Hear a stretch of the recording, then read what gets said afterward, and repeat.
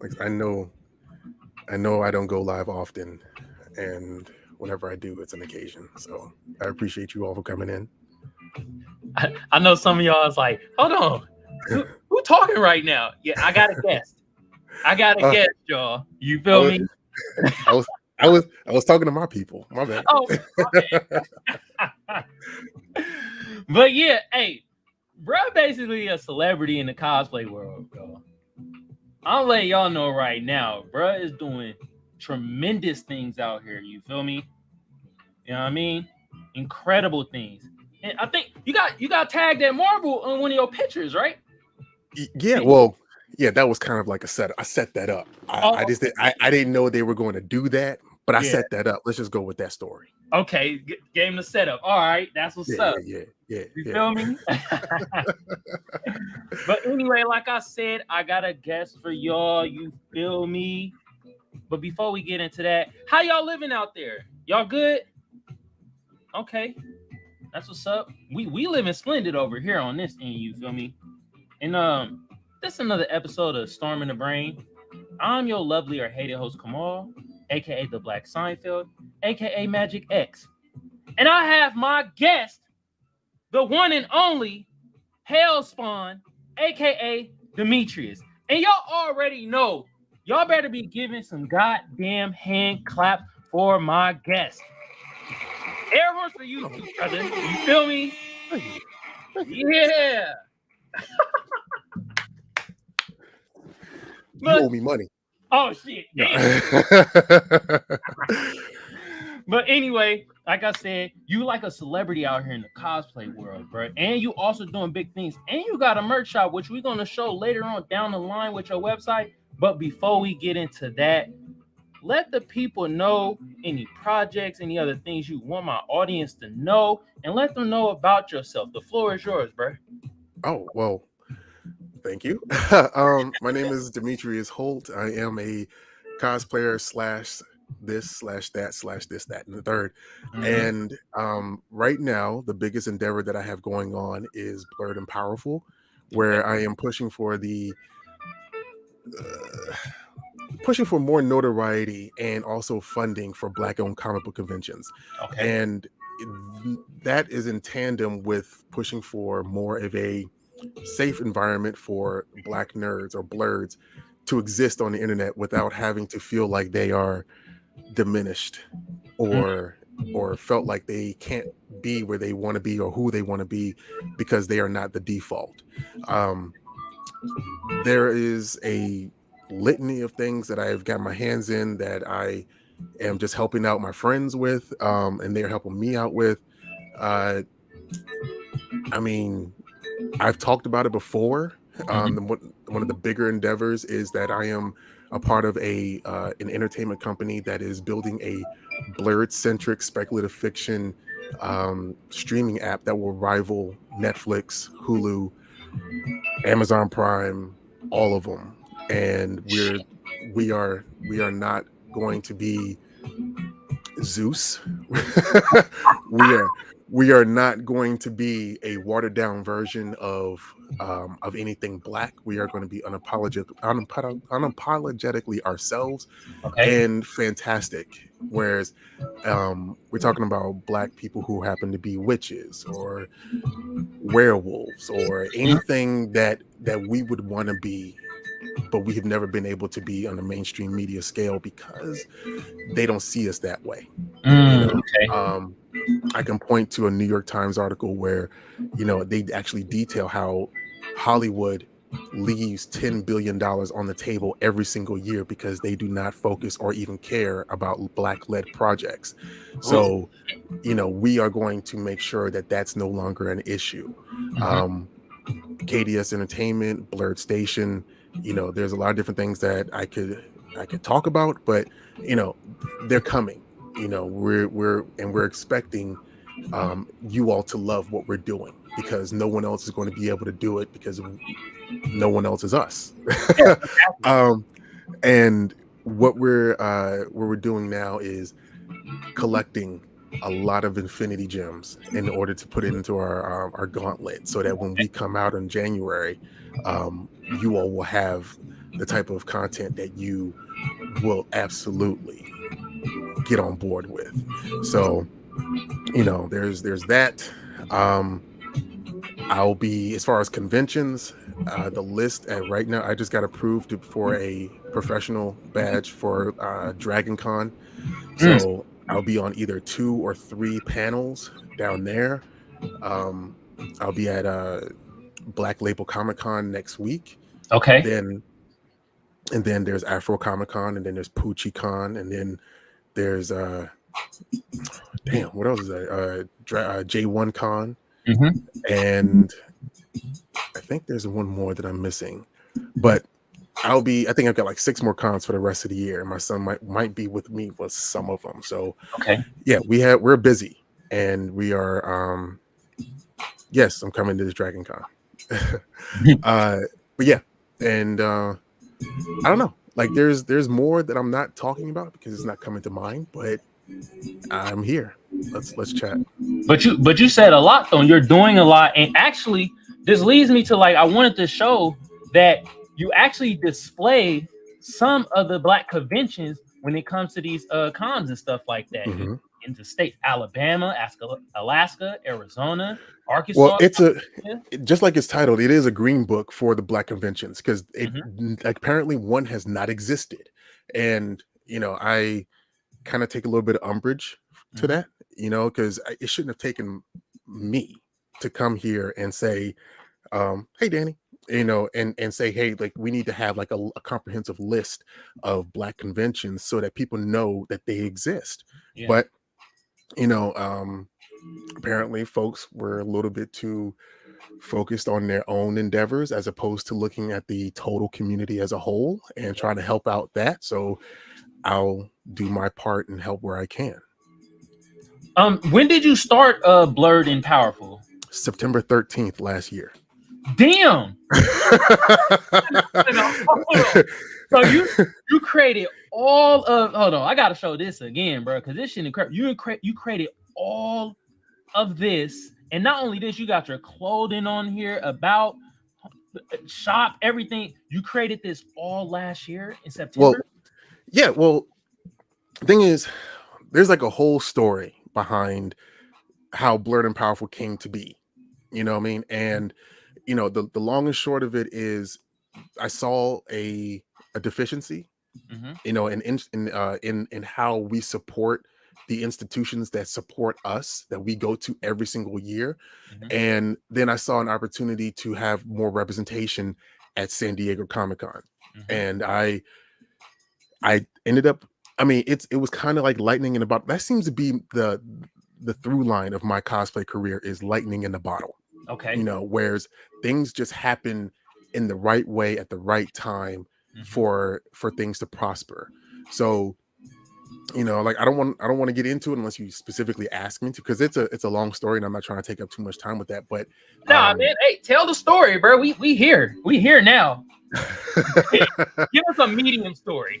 We do that. See, I can't give a half-ass story. Okay, I got Okay, so all right. okay, all right.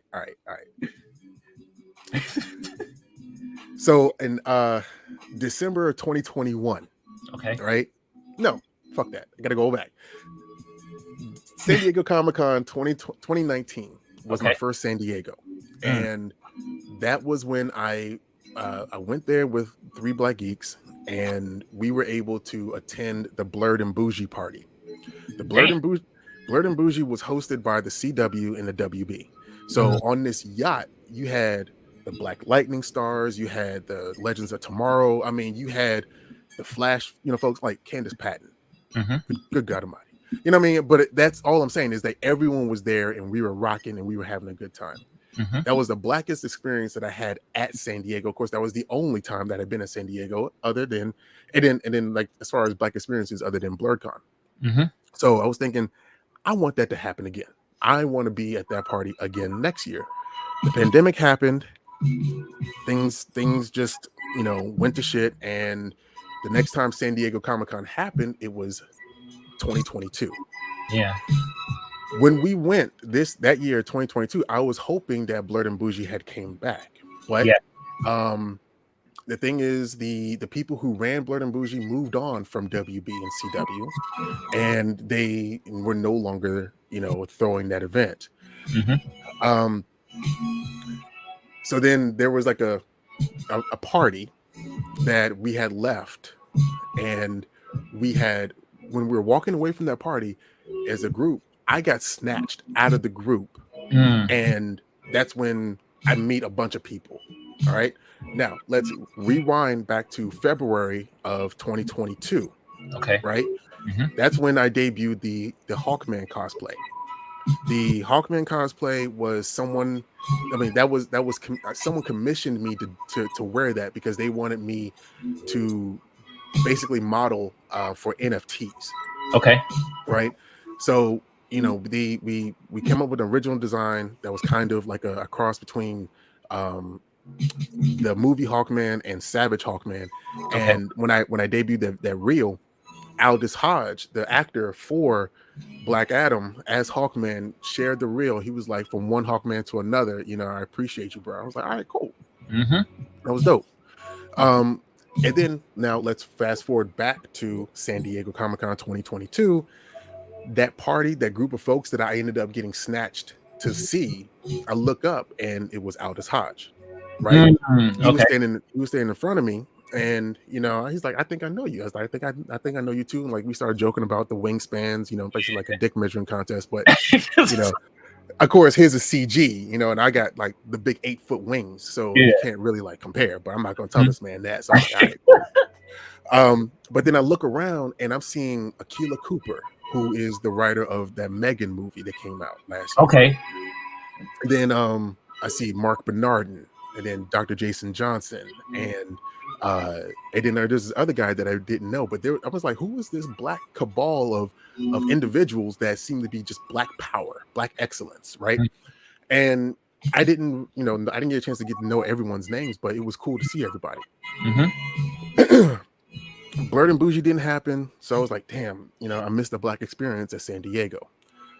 Then it was like what, September, no, it was August of 2022. Okay. Yeah, and that's when my friend Jason Richardson, who owns J1 Con, he and I were having a conversation because I was a guest at J1 Con that coming year, and he was telling me that he had problems with funding because his main source of income, or his main source of funding, was like $20,000. Like the dude had died of a heart attack. Damn. So that money was no longer available for him, and that meant that all the guests had to basically pay for our rooms, which was cool. We understood because like that put Jason in a bad way.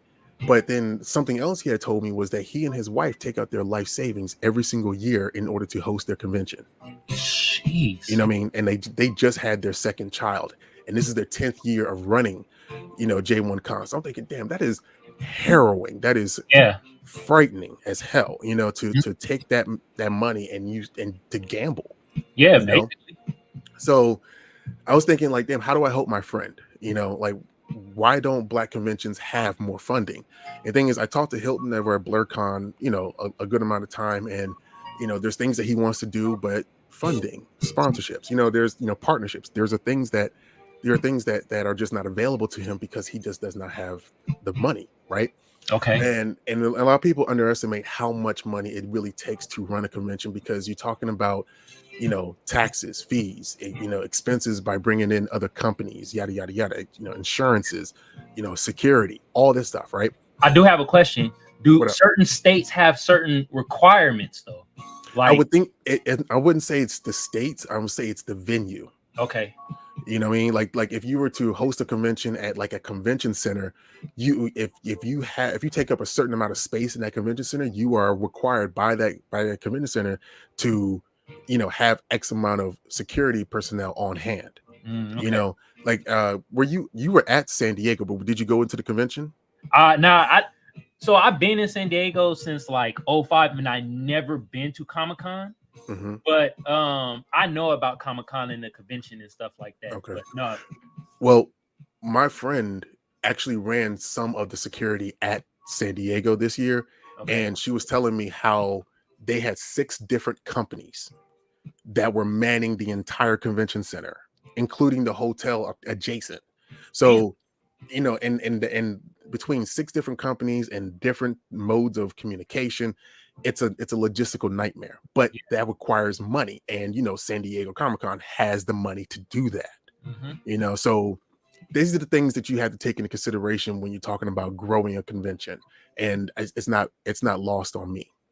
So I'm talking to you know uh the owner of Black Label Comic Con, Eric Cooper. He's trying to get funding for this, and so I'm thinking, like, why do Black conventions have such a hard time garnering funds?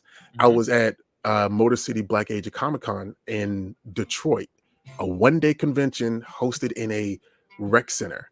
They had several artists, some prolific artists, but they just didn't have the funding to do more.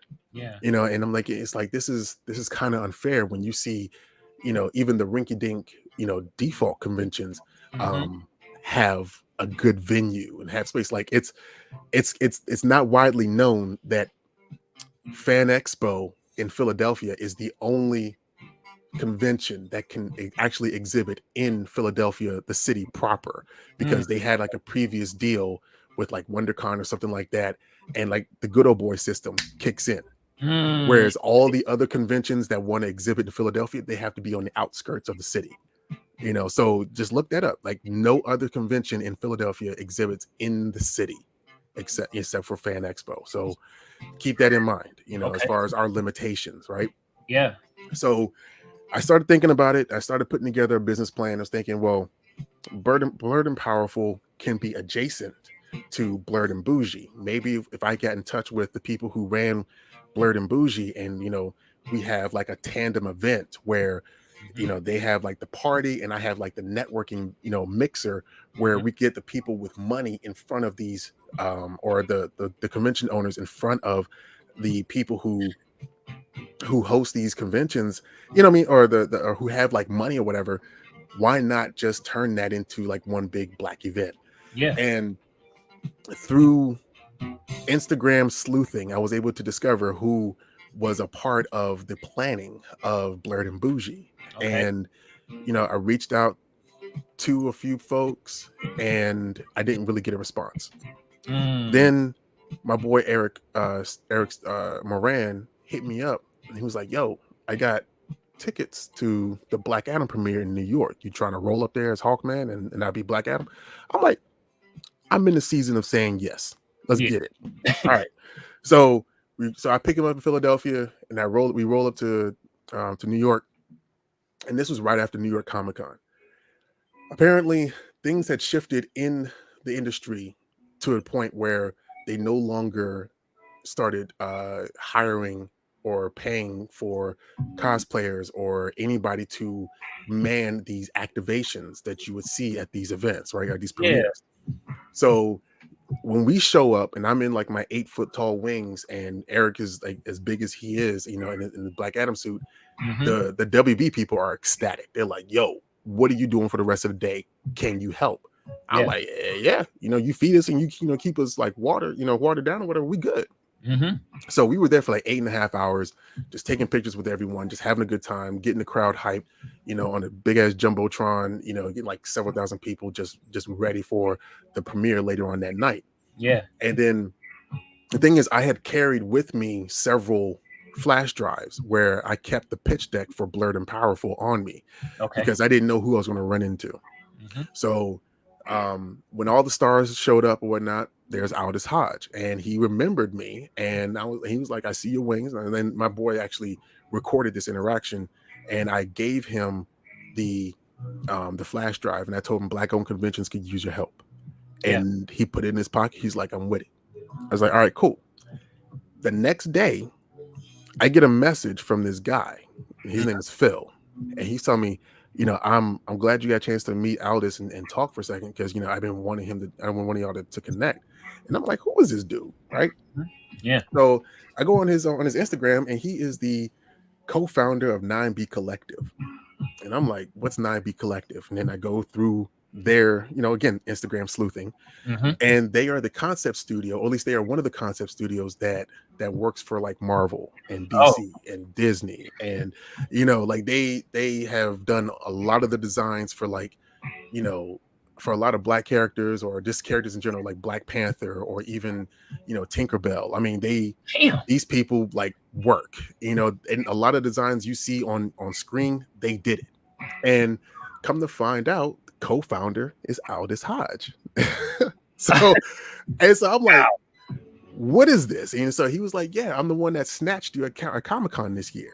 I was like, get the fuck out of here. That was you?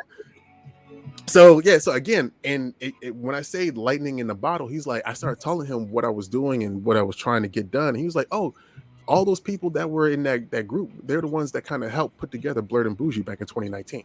Oh I was shit. like, Okay. get, It's like so small y'all, roaches. right?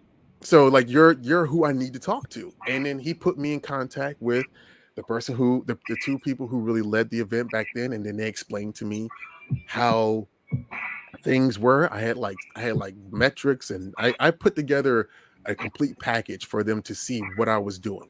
Mm-hmm. And by this time it was like December of 2022, and I had already been running the Blerd and Powerful hashtag on TikTok and Instagram. And I Okay. was able to say, like, listen, I can market this because I've already got over 1 million views on this hashtag. You know what I mean? And we can make this work. But what I didn't know is that Blerd and Bougie is essentially a copyrighted title owned by WB and CW. And so they can't really use that the way that they would want to, even though they came up with it because they were working for that company. So Mhm. like it's like real logistical, issues for Yeah. them to be able to market things. So I was like, all right, well, Blerd and Powerful will move forward. I'll find a way. And I went to try to make a panel. I applied for a panel at San Diego. Apparently, if you don't know somebody who knows somebody and knows somebody, you're not going to be able to get one because you'll be waitlisted for several years. Mm. And And it's at what, Comic-Con, right? right, Okay. and I've been cool with Urias over at Black Heroes Matter since I started cosplaying. Like, homeboy has always supported me. He's given me shirts. I've always rocked them. I always rocked the hashtag because Black heroes do matter, and I'm always about the mainstream media having the proliferation of minorities. Yeah. And he let me know at BlurCon this year that he got it done. Not only does he have a panel, there were several panels that featured black artists and video gamers and video game like developers and artists, authors and all that stuff. But he also got the mixer taken care of, and there was just a bunch of prolific black folks that happened to be in San Diego, all collapsing in one area. Okay. So when I tell you, when I came to San Diego and you and I started talking, and I told you I was there to network, I was there to work, is because this was the jet fuel that I had, in my back. And between working with, I just had a call with Dr. Richmond today to try to see where I can help. But she's got stuff on lock over there with Afrofuturism Lounge and Yeah. AfroCon. You know what I mean? So Mhm. the only thing I could do is be in awe of that woman.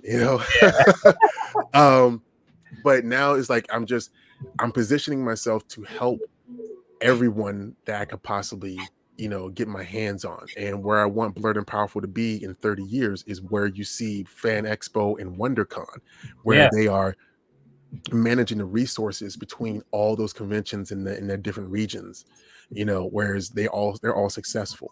Mhm. So if I can network enough and become at least a reasonable hub where I can point people in the right direction, then these cons can start growing. Yeah. Because the reason why they need to grow is because they affect the culture in an immense way, right? Whereas I talk about the kids a lot because I look at my son and I want him to have as many opportunities as possible, right? But Mhm. then yet I can't help but to look at all the other kids that are in his same position. So you have these creative kids that don't have access to artists or don't have any kind of pathways to learn how to get into the business, except Mhm. for when we go to these conventions, those artists are right there, Yeah. but those conventions don't last long enough or in the right time of the school year in order for them to exist, only in the summer. So If these conventions are able to exhibit like in the spring or the fall, maybe get enough funding to last, between Thursday, Friday, Saturday, Sunday, the way that San Diego does. Yeah. Excuse me. You can bus middle school kids, high school kids, even college kids come out and get these one-on-one classes or these panels and learning how to go about the process of getting with Marvel or getting with DC. You know what I mean? Like just getting Yeah. their stuff out there. And then, again, San Diego Comic-Con has 150,000 people per day. Damn. That number is nothing but money, Jesus. foot traffic walking around, where it's possible for their vendors that I think the highest amount that a vendor has paid at San Diego Comic-Con was $18,000 for their booth fee. 18. Okay. God And now damn. that amount means nothing because they probably make it back within 2 or 3 hours. Oh, yeah, you're right. Because look how many people walk through there. Yeah. Again, you look at these Black conventions, the most that some of them could possibly exhibit is, well, DreamCon now just moved to a convention center and they just had 28,000 people. 28,000 people is great, but it's not 150,000 people. It surely ain't. You know what I mean? So, we got other conventions that barely do 800, other ones that do barely 5,000, so if we're talking about growing Black conventions, we're talking about growing Black businesses, why would I focus on one Black business when I can focus on a convention that houses 70 Black businesses? Yeah. So there's a whole lot that goes into building a convention, but they need the money, they need the notoriety, they need the attention, they need sponsorships, and no one is really working on that level to give that to them. And except for the conventions themselves.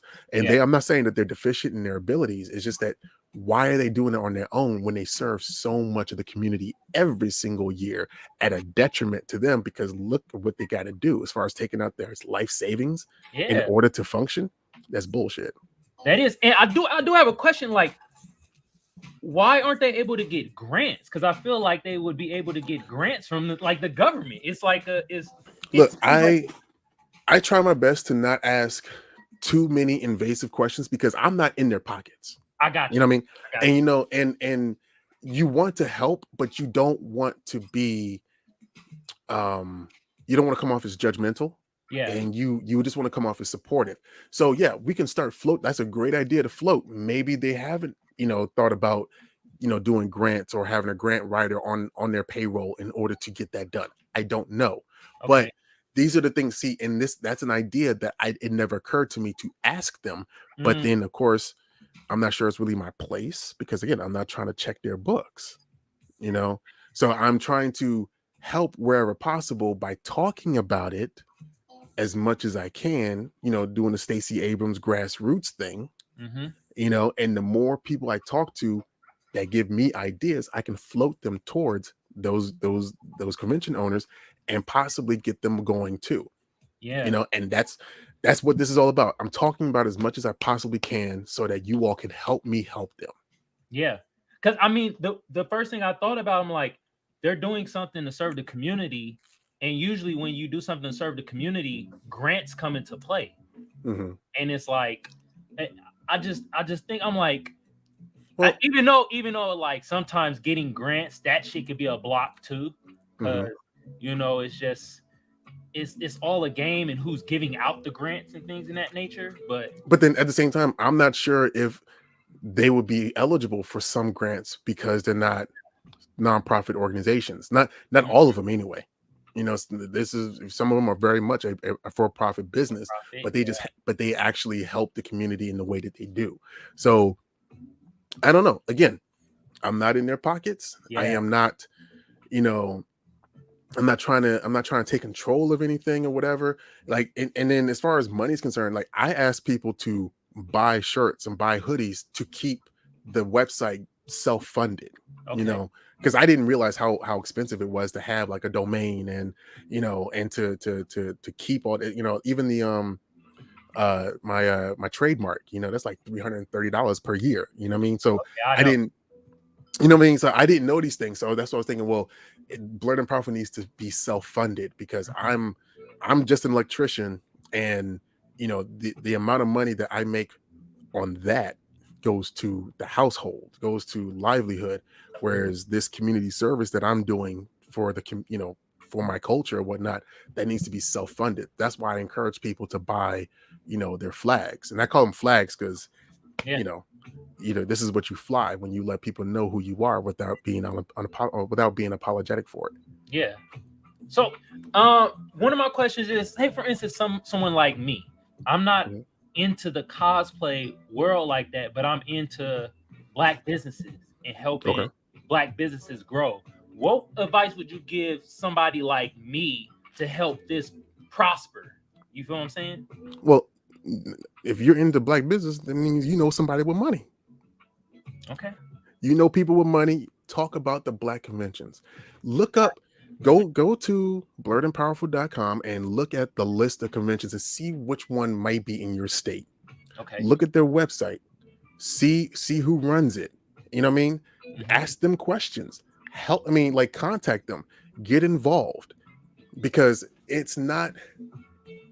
People think that conventions only happen in the summer when they are actually worked on for the entire year. Okay. You know what I mean? So the sooner you look at a convention and start developing ideas on that you may be able to help or provide some sort of assistance, the better that they may be able to implement your ideas, and you may be able to help them out in a way that no one else may have been able to. Yeah. So that's why the green book kind of exists, is because it gives everyone the agency to help them, not just me.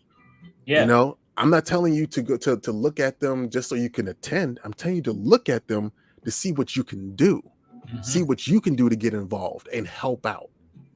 you know if you're not doing anything else, because I'm not saying everyone's lazy or anything like that, but everyone has different focuses. But just think, the skills that you've developed in your professional life could very well translate to helping out the community in this realm, and then it won't even be work, because it's actually something that you are a part of every single year.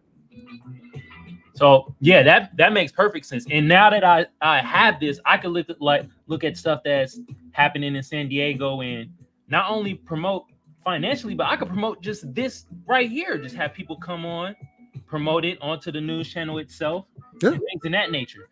I just wanted you to tell my audience. So some people might be in Texas, they might be in Denver and stuff like that, and they might be like, "Well, I don't even know how I can help." And you kind of explained that. You feel me? Yeah. So Everyone has a skill, whether you think that you do or you don't. Everyone is proficient in something, yeah, and that can very well contribute to your culture, your community, your surroundings in a very positive way. So I'm hoping that me jumping out there and saying, hey, let me start talking about it, spurs other folks to start doing something a little bit more to help everything that's happening around. Like, pull back and look at the bigger picture and see what you can do. mm, I like that. I like that. You feel me? I'm most definitely gonna get a shirt though, bro. For real. Yeah. Appreciate it. No, I like the design and all that shit, bro. That shit's fire, man. Oh, For so it's a okay. So I had an AR artist.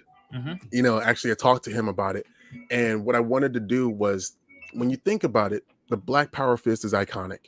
Yeah. We know that.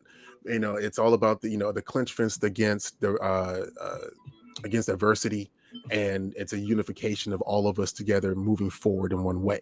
Mhm. But then when you mix it with the power of one for all, from My Hero Academia, then that's when you see the explosion of power, and that reminds not just the Blerds, but everyone that's around us, that we're not to be fucked with. Yeah. And if you fly that flag, then you can do so proudly. So I'm hoping that when people see it and they see that, and it works in so many different colors, that you can manipulate the shirts the way we used to do it back in like the 90s or whatever, or like, what I mean, like, just have fun with it, because when we all get together, who can stop us? Who can check you? I doubt anybody really can. I wish Hell they would no. try. Hell no. I don't know nobody that could check us when we together. When we stand within our power. You feel me? Right. You know? That's the thing. Like, people forget how powerful they truly are, because they're reminded that they are supposed to be lesser than, and that goes to the mental and emotional health of our Blerds that are on TikTok, that are on Instagram. Like I just had, Miss I think her name is Tania Brown. She did a journal, a cosplay, and the only thing she saw in the comments was niggerono, or what I mean, like it was upsetting, Yeah. and it's so upsetting because it's so common, Yeah. and I'm thinking, like, why? Like, do you need to try to make us look inferior because we look better than you, that we move better than you, that we just are better than you? Like, is that how you truly feel? Like that projection makes you small. And I'm pretty sure they're not looking at me right now, but I'm letting them know this is what I think about you. Hey, Demetrius, they are, bro. Trust me, I get certain comments on my shit. You feel me? And I just look at it like, when they be saying them dumbass comments like that, most of the time they in a trailer park smoking some meth and they just mad that we look powerful. Well, you know what I mean? Well, that's the thing. Like, that's what this is for. It's just a constant reminder that we can live throughout the day and not be deterred from our goals, our missions. And everyone has to remind themselves of that, because that's what an affirmation is. Yeah. So don't ever let someone who is your inferior tell you that you are their inferior. It doesn't work that way. Don't at all, bro. Hey, you know what? That deserves some motherfucking air horns. Yo, all right. Before we get out of here, though, I do have one more question. I did want to know what inspired you to get into cosplay and stuff like that. I got a divorce.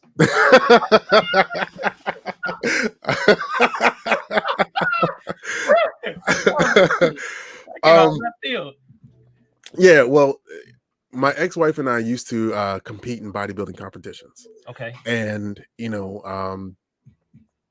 I had always collected, like, this is stuff, the stuff that you see behind me is stuff that I was collecting, in like 1995, 1996. And if I was to turn the camera around, you would see Castle Grayskull from 85, or you would see the original Voltron, the die-cast metal one. What I mean? Like, I have all this stuff here, and because this has just been my life.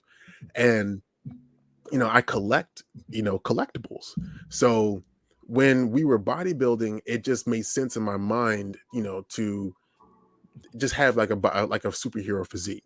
Yeah. But when we separated and got divorced, that was the year 2017. I tried to continue bodybuilding. I tried to continue competing. And when you go for so long with a certain type of support system and you no longer have it, it's like especially when it comes to bodybuilding, it's a one-man team sport, and it was difficult to keep going, and having the different memories and all this stuff. So that was when I decided to start transitioning into cosplay, and I didn't know cosplay was a thing. We had gone to a couple conventions, back in 2015, 2016. And I saw people in costume, but I didn't think it was like a culture. I didn't think it was a community. So I felt like I was doing the whole artistic thing. If you see, any of them, if you go back, not too far, but go back in my Instagram, my first cosplay was Kratos. Oh shit! Kratos is the first cosplay for real? Yeah. And because I was 3 weeks out from a show, so I had the abs, I had like the striations, I had the dryness. Everything was ready for me just to be painted as Kratos and look like the character from the game. Yeah. Shave my head, and I did like the pathos thing, whereas when I ended that day, because the story of Kratos, his family was burned alive and the ashes were fastened to his skin, and he was known as the ghost of Sparta. So at the end of the day, from that and my first convention was Awesome Con 2017. When I came home, I took a shower, got some lemon juice, washed all that stuff off, and I figured, like, that was my previous life. All of that stuff I just washed away, and try not to carry the trauma of what is no longer there with you forward. So I was kind of like reborn, and then went forward as a cosplayer and no longer as a bodybuilder. But okay, it didn't stick because I ended up doing He-Man 14 months later, and now I'm kind of forced to keep staying in the gym. yeah. You taking these characters that's buff as hell, bro. I mean, I got one more appearance that I know that I have to do at the end of September, which is September 30th at Third Eye Comics in Annapolis, Maryland, where I'll be cosplaying as He Soul. Okay. And He Soul is a character that is in Dark Horse Comics and DC Comics and the Masters of the Universe canon. That is a mixture of me and Sunman. Okay. Now, if you don't know who Sunman is, Sunman was created by Dr. Wally Eason. Okay. Back in 1986, and the reason she created Sunman is because her son did not identify with a white He-Man. So she was like, well, I can make some, you know how black moms are, I can make something for you, baby.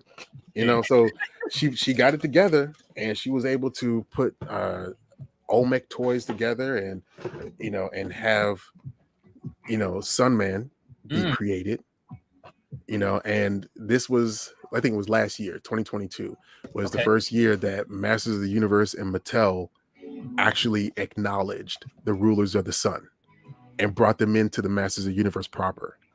So it took 40 years to get this black He-Man into Masters of the Universe. I was really about to say last year is when this got acknowledged. Mattel formally, it took them 40 years, and now you got Masterverse number 4, and you have He Soul, who is me and Sunman. So I'll be signing these books at Third Eye Comics in Annapolis on September 30th. And now that I am no longer sick, I can get back to training for it. And that's what I'm so there's a lot that's happening between now and September 30th. Yeah, I see you got a lot going on, bro. Yeah. And that's just wonderful though, bro. Because it could be the opposite. It could be like nothing going on. That'd be the freaking worst, bro. Well, I mean, but see, that's the thing. Like, I didn't plan for this to be a thing either. Like, who plans to be popular? And well, no, that's not true. People do try to clout chase. Yeah, they do. Well, got clout heads out here, man. Chase people all try. The clout. Yeah, but those who try just don't do it all that well. And and that's fine.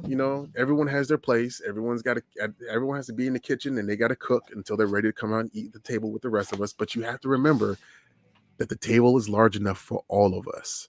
All right, man. Can you say that again, please? God damn, that's a gem right there. The table is large enough for all of us. If you're not ready to eat with the rest of us, stay in the kitchen and keep cooking. It's just that simple. Nobody's holding you back but yourself. Nobody feels like if there has to be one Negro of the moment. You know what I mean? Like that. For you to feel that way, then you don't deserve the position that you're in, because that keeps other people out, and you just pull the ladder up from behind you. That's not the way it's supposed to work. Not with us.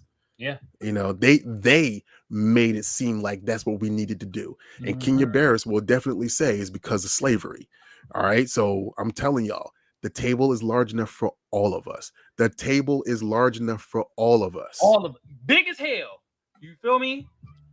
Yeah. Man. I tell you, and that was a gem right there, bro. God damn. But yeah, bro. I got plenty more questions, but we kind of running over the time limit of the show itself, and I want to save those for the next time I have you on here, because I'm gonna have you on here again. I got 1,000 more questions, bro. You feel me?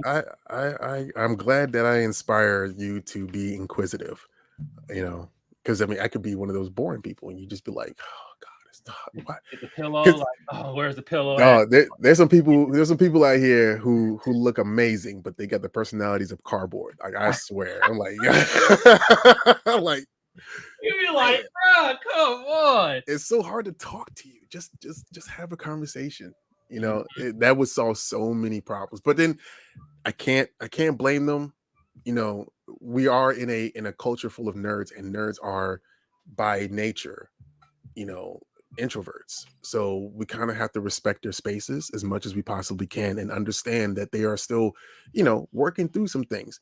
That hell, I'm still working through some things, but patience is key. So please don't get frustrated.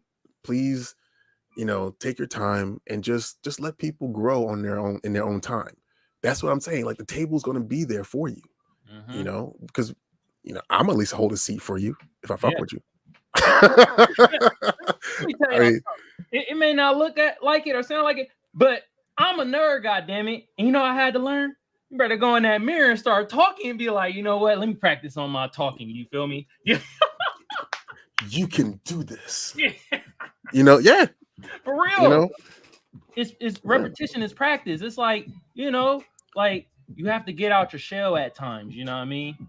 yeah. And it's like it's No, it, I wholeheartedly believe that. That's why I have, like, anytime that you see a video of Kawhi like in front of a mirror and he's in cosplay, that chin is up, the Mhm. shoulders are back, and like he's ready, and there's a lot of lessons that I had to learn along the way in order to make sure that I put him in the best position possible to be receptive Mhm. to certain things. Like that boy will never be afraid of a crowd, because anytime that I'm on a panel and I have him with me, he's going to be up there with me in front of 200-300 people, and never be afraid to speak, just because he'll be used to seeing that image of folks in front of him. Yeah, and this Like is your that's son, right? yeah, Okay. he'll be 4 at the end of the month. Okay. Hell yeah, man. Yeah. Get some Hey, air horns Jesse. for the birthday. You feel me? You know what I mean? Yeah. Hell yeah. But before we get out of here, though, I'm gonna leave the floor to you to tell the people where they can find you, any other projects you got going on, and any other things that you want my audience to know and what want them to do. The floor is yours, brother. First and foremost, please check out blerdandpowerful.com in order to, see, excuse me, what Black-owned conventions you can help. Don't just look at them to attend, look at them to see where you can participate. Mm. Okay. Um, I would like for you to try and, buy a shirt or two. It helps keep the lights on with the website. All that money basically is funded. It fuels everything that's there. I hate to have to say it, but I know that I have to. But buying the shirts does not personally enrich me. I do not find, that I'm able to spend all willy-nilly or whatever. No, it is to keep though that website going, and to have like the different ways that I can market the materials that I do get as Mhm. effectively as possible. Yeah. So take a look at the shirts. We got like toddler stuff, stuff for the kids. Okay. Um, the like I said, the KDS Entertainment, Blerd Station, that's coming. I am encouraging all of you content creators that already have a platform, keep cooking, because when we're ready to pull you from the kitchen, you Mhm. need to be ready. Yeah. So yeah, I implore you all, keep going. All right, and because there's always going to be room for you at the table if I fuck with you. Yeah.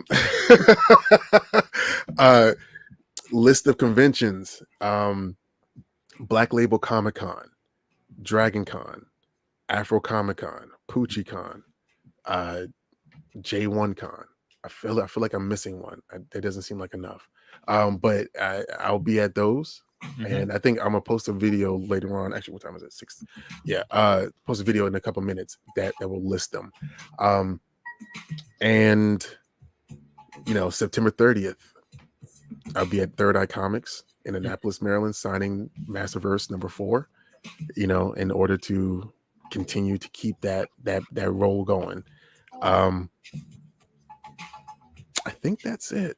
If That's I'm missing anything, it's not because I'm forgetful of you. It's just that it's just a lot of information. So please forgive me.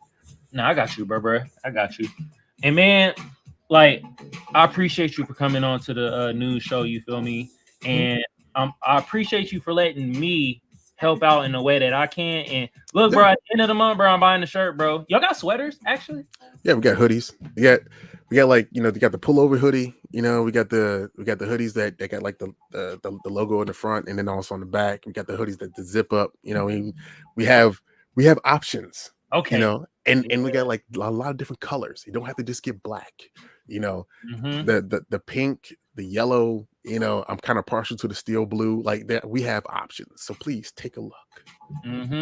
Yeah. At the end of the month, bro, I'm buying one, bro. Appreciate you. Man. I like the design. I like everything, but you know, you get the dough together. You feel me? And then I'm buying one for sure, bro. For real. Trust me. I completely understand. Yeah. I am broke. Yeah, I am.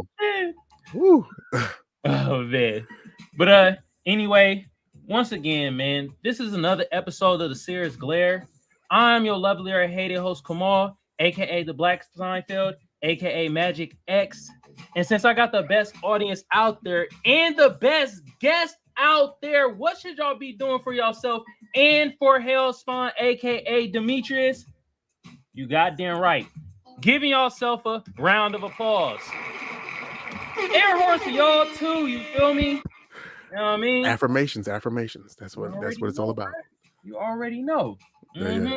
And anyway, though, for my tubers though, man, YouTube been around since 2005. I don't need to tell y'all what to do to get the video art channel booming, but just like the rest of the tubers say, I'm gonna say the same thing. Like a sub a share a comment, comment a like. Some of y'all smart out there, you feel me? Hey, for my Twitch family though, hit your bro to follow, hit your bro to share. That'd be greatly appreciated. Also, wait a minute, Demetrius, do you have a YouTube? Okay, so my socials, TikTok is just Hellspawn. Okay.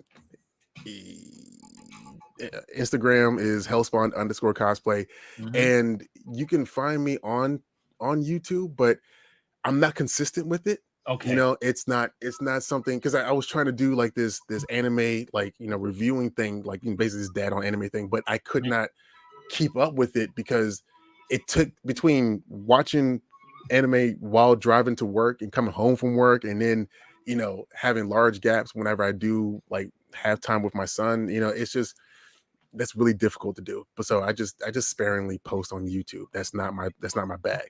I got it. But you know, TikTok, yeah, I'll make a video quick, fast, in a hurry. You know, or Instagram, I'm consistent with that, and you know, I keep my Facebook to people that I fuck with. So, so you know, yeah. And look at all them socials and the website is going to be in the description below. I have a link for y'all, and I do it easy for y'all. I have the link where all you got to do is scroll and just click on it. You feel me? So that's all going to be down there. Y'all follow Demetrius, all right? But also, you know, I like to thank Demetrius, my sponsor, First Place Losers. The link to the shop is going to be in the description below. Y'all, that's a name for you. What's up? That's a name for you. Yeah. Feel me? Okay, let's lean into that. Like, yeah. Like, what was that think tank like? Yeah. You feel me? Yeah. But y'all go check it out though. Check out the shop. It's gonna be in the description below. The link gonna be in there. You feel me? And before we get out of here, it's one more thing I want to commend you of, bruh. I commend you for being a black father and being in your kid's life, and also for real showing the kids another way, especially black kids, that there's other avenues that we can use to build, and also let's be real, get money. You feel me? You know what I mean? So I wanted to commend you for that, bruh, for real. Before I got out of here, man. You know what I mean? Right. But well, you know, there was no other choice. You know, he's here, and that's my boy. Yeah, he's man. Always gonna be my boy. That's what's up, bro. That's what's up, man. I, like I say, I commend you for that, bro. You take care of your responsibility, bro. And once again, I'm glad for you to come in on the show, bro. Thank you for having me. And on that note, y'all, we about to get out of here, y'all. Peace out, y'all. All right. Good evening.